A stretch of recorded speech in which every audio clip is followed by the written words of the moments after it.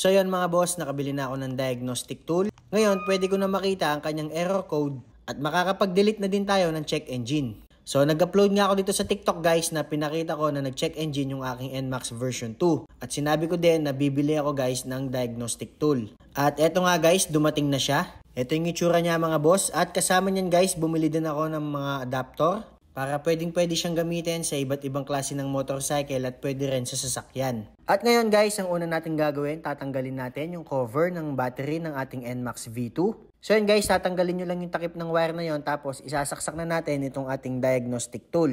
At kapag nailagay na natin yan guys, kahit hindi pa nakasusi yung motor natin, kusa na yung iilaw. At syempre guys, kapag naisaksak nyo na yan, kailangan nyo na din i-power on yung ating mga motorcycle. At hintay lang tayo ng ilang segundo mga boss para lumabas yung error code niya. So yun guys, meron siyang codes found. Yon, dun sa pinakauna, meron siyang number 1. At syempre, pipindutin natin yan guys, yung read codes. So, ito yung error code niya mga boss. Ang P0560. Ang nakalagay dito mga boss, system voltage. Ang common daw na kailangan ayusin kapag kaganyan yung code niya, is yung kanyang system main relay or fuse. Pwede ring alternator or battery. Ang hula ko dito mga boss talaga is yung battery niya kasi 2 years na itong motor ko at hindi pa napapalitan. At nasa 11.9 something na lang mga boss. So, papalitan ko na yan mga boss ng battery. So, i-delete na natin yung error code niya. Makikita nyo naman doon na may nakasulat na erase code.